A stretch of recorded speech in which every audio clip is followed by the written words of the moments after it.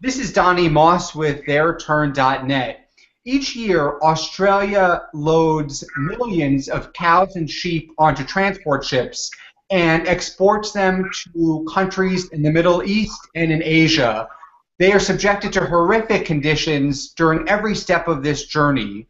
Several years ago, the animal rights group Animals Australia started to document the conditions that these animals were subjected to. And as a result, the government was forced to implement regulations that would allegedly offer some protections to the animals. Now the government is boasting that the animals are being helped by these regulations, but the activists would say otherwise. I have with me here Tanya Hardy. She is going to give an update on sort of what the government is saying and how the activists are responding. The Department of Agriculture is supposed to be monitoring SCAS, and now they've come out with this report that is glowing and says how wonderful it is. And the real indication of how well SCAS is working is how often Animals Australia uncover cruelty when they look. Literally everywhere that they have looked, they have uncovered terrible cruelty. They make complaints to the department. We've still got complaints from more than a year that haven't had any action on them. No one's been prosecuted yet. You can't say that this is a system that's working.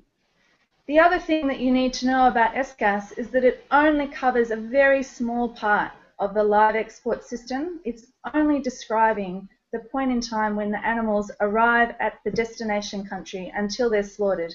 So the whole loading process in Australia, the whole journey, none of that is being covered by SCAS at all. And that is a big part of the cruelty problem. There's systemic cruelty there. Just the long journey itself really flies in the face of everything that we know about animal welfare. What do you think it would take to make the government do the right thing here?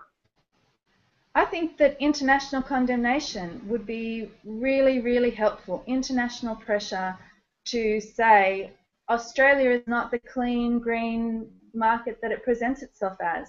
You are engaged in things that we would recognise as cruel if they were happening in China or South America.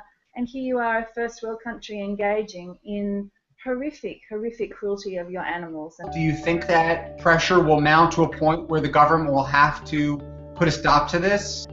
There's no way for a first world country, when there's such free flow of information, can continue to get away with something like live exports. It is going to damage our international reputation, and I just want to bring it to an end sooner rather than later.